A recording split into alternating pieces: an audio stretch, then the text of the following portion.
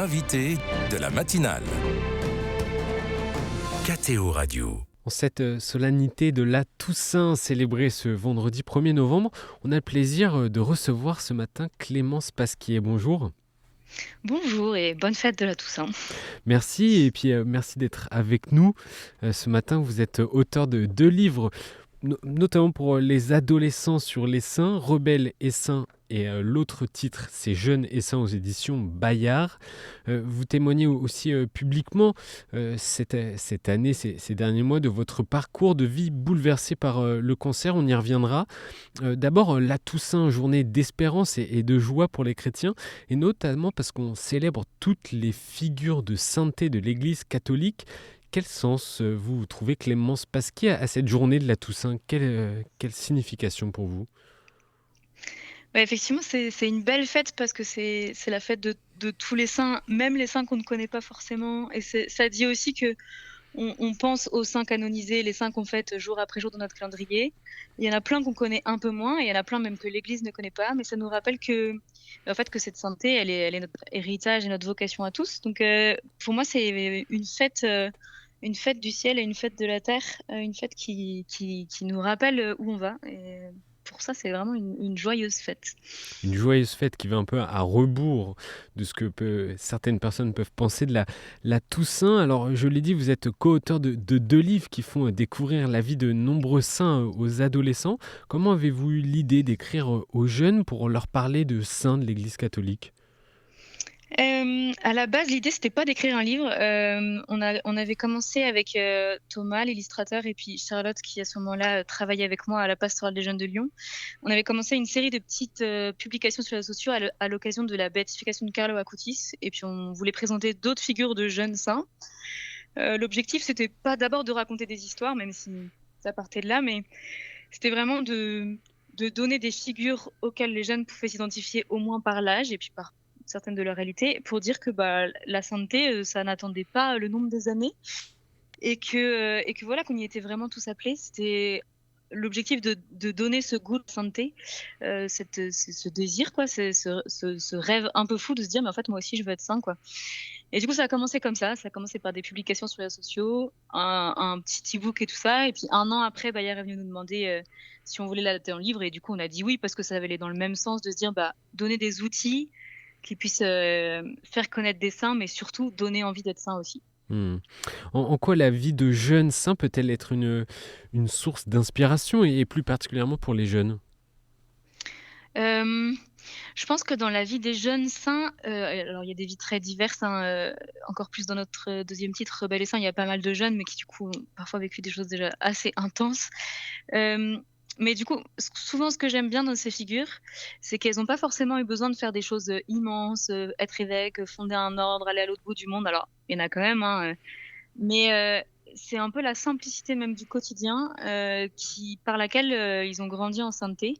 Et ça, je trouve que c'est une bonne nouvelle, pas que pour les jeunes, je trouve que c'est une bonne nouvelle pour tout le monde, mais pour les jeunes aussi, où parfois on se dit qu'il faut attendre plus tard pour faire des grandes choses, et en fait, non, en fait, la sainteté, c'est la plus belle des choses à laquelle on peut collaborer, et en fait, ça passe vraiment par un quotidien, enfin, ça peut passer par un quotidien très simple, par choisir la joie, par choisir de se laisser conduire par Dieu, et en ça, il y a quelque chose de rassurant dans ces figures très simples parfois. Vous avez des exemples de saints que vous mentionnez justement dans les livres ? Vous avez parlé de Carlo Acutis. Alors effectivement, Carlo Acutis, c'est l'exemple type où à la fois il a fait des belles choses d'évangélisation, même de créer des sites sur les miracles eucharistiques et tout, et en même temps, il a une vie de jeune de 15 ans, donc en fait, rien de fou, quoi. Donc il est touchant pour ça. Presque même, il est tellement, on a l'impression que tellement tout est facile, presque on a du mal à s'identifier complètement. Mais on en a d'autres, des saints un peu du même profil. Dans le premier, on avait aussi Claire de Castelbajac, qui pareil est morte avant d'avoir fait des choses qui à hauteur humaine, rien ne semble fou. Et en fait, quand on lit tout le parcours qu'elle a tout au long de sa vie, on se rend compte en fait du travail de la grâce. On se rend compte d'ailleurs que c'était pas si simple que ça, qu'on la voit toujours joyeuse, mais qu'en fait ça a été un vrai choix pour elle.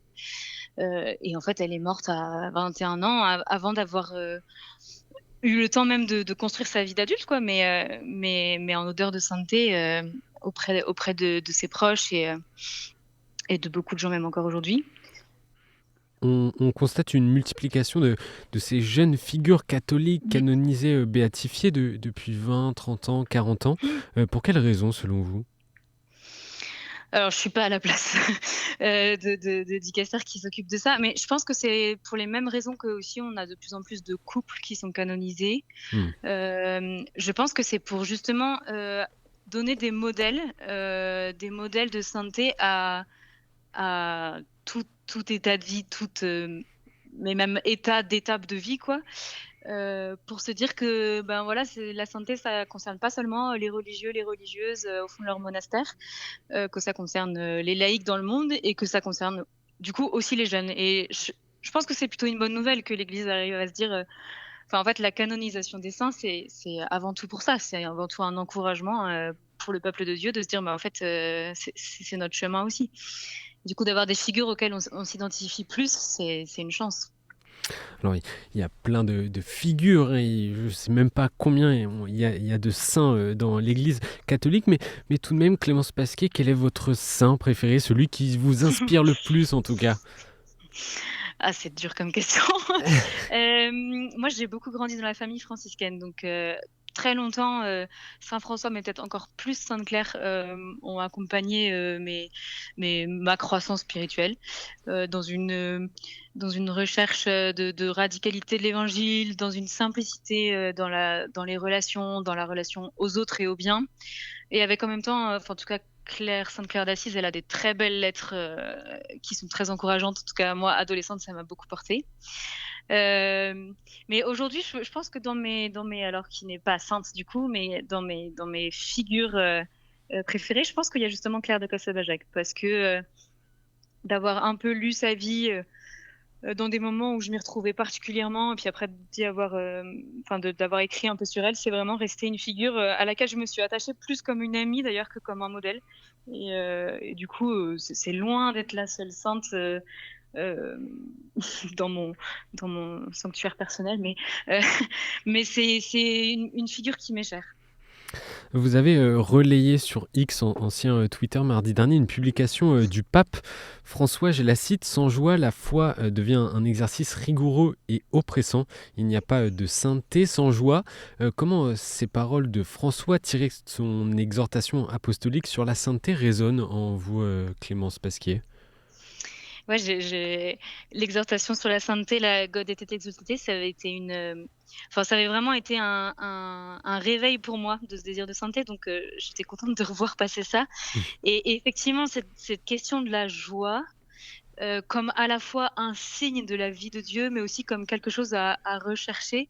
Pour moi, c'était un peu une révélation de se dire, enfin une révélation, c'est peut-être un peu fort comme mot, mais en tout cas une forme de conversion, de se dire la sainteté, c'est pas avant tout chercher la perfection, et d'ailleurs c'est pas ça, mais c'est chercher à vivre ce qu'il y a à vivre en se laissant guider par la grâce et en choisissant, vraiment, la joie, même quand, c'est de l'ordre de la joie parfaite et que c'est pas une joie immédiate, psychologique, de surface, mais vraiment travailler à nourrir et à rayonner, du mieux qu'on peut, mais de cette joie-là, et je trouve que c'est vraiment beau d'avoir un pape qui nous rappelle que la joie, c'est un signe d'une bonne vie spirituelle et qu'on peut pas être saint sans joie, quoi. C'est vraiment, en tout cas, moi, j'étais très contente du rappel.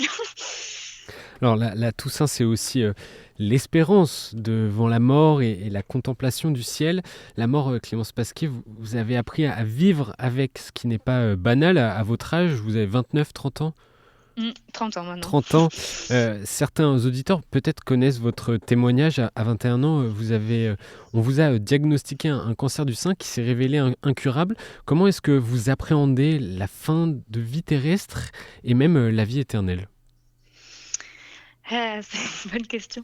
Hem, Bah, ce qui est sûr, c'est que j'ai la chance de croire en la vie éternelle, de croire que la mort, c'est pas la fin, de croire même que la vie éternelle, commence aujourd'hui, mais qu'on la goûte que par petites bribes parce qu'on n'est pas encore complètement fait pour elle, et donc il y a plein de choses qui sont en frottement avec cette vie éternelle, mais qu'un jour, il y aura plus aucun de ces frottements et qu'elle prendra toute la place, et ça, pour moi, c'est vraiment une source d'espérance. Malgré tout, j'ai appris avec le temps, que cette espérance-là était pas forcément, enfin me prémunissait pas forcément, de la peur de la mort. Heu, je pense qu'il y a quelques années, encore, enfin pas malade ou même au début de la maladie, je pense que je pouvais assez facilement dire que j'avais pas peur de la mort, justement, grâce à cette foi en la vie éternelle. Et aujourd'hui, je peux dire les 2 choses en fait. J'ai peur de la mort parce qu'en fait, il y a quelque chose quand même qui se réveille en moi, qui est plus fort que moi et qui parfois me réveille la nuit, et ça reste, à appréhender. Et en même temps, j'ai absolument pas perdu, cette visée-là, de me dire, j'ai peur j'ai peur de l'inconnu et de tout ce que ça demande de renoncer maintenant, mais au fond, je sais que, je vais vers la vie en plénitude, quoi. Mmh. Toujours, dès maintenant, mais de plus en plus, quoi. Et ce rapport a évolué au fil de votre réflexion et aussi de l'évolution de la maladie? Ouais, complètement, Mmh. complètement. Bah, en fait, je pense qu'au début, je croyais qu'être chrétien, ça voulait dire ne pas avoir peur de la mort. Donc soit j'avais pas peur de la mort, soit je m'obligeais à ne pas trop y penser. Mmh. Je sais pas exactement. Mais effectivement, quand du coup j'ai commencé à rentrer en soins palliatifs et que cette question est devenue, ben, je sais pas comment dire ça, mais plus, quotidienne quasiment, enfin, et puis pas seulement dans ma tête, quoi, aussi dans mes échanges médicaux, en tout cas les questions de fin de vie. Même si pareil, ça a beaucoup évolué dans le temps, c'est devenu plus présent, et en fait, j'ai eu la chance d'être très bien accompagnée et d'accepter du coup que ces questions, elles étaient normales, qu'elles n'étaient pas incompatibles avec ma foi, que même au contraire, je pense que ça réajustait ma compréhension de l'espérance et de la vie éternelle, pas juste comme un échappatoire de toute peur et de toute angoisse, quoi. Juste un dernier point, Clémence Pasquier, pour aider aussi en cette journée de la Toussaint à faire réfléchir nos auditeurs. Qu'est-ce que ça transforme dans votre vie avec la maladie de savoir que le Christ soit ressuscité? Hem, Bah, déjà, c'est la base de mon espérance pour la vie éternelle, pour moi aussi. C'est-à-dire de savoir qu'un jour je participe à cette vie pleine avec lui, et puis, avant même ça, que le Christ soit en fait, qu'il soit venu sur terre, qu'il soit mort et qu'il soit ressuscité, les 3 ensemble. Heu, ça transforme mon quotidien parce que ça veut dire aussi qu'en fait, il peut être là où je suis maintenant. Il peut partager ce que je vis, il peut être à mes côtés, il peut souffrir avec moi quand je souffre, se réjouir avec moi quand je me réjouis, et ça c'est fou en fait, d'avoir un Dieu, qui est capable d'une telle, compassion parce qu'il l'a vécu lui-même. Enfin, ça change toute ma vie. Merci beaucoup, Clémence Pasquier, pour ce témoignage. On est heureux de vous avoir entendu sur KTO en ce jour de la Toussaint. Je rappelle que vous êtes auteur, co-auteur d'ouvrages comme Rebelles et saints et Jeunes et saints aux éditions Bayard, pour parler de plusieurs figures de saints aux jeunes. Je vous souhaite une bonne journée de la Toussaint et un bon week-end à venir. Merci beaucoup.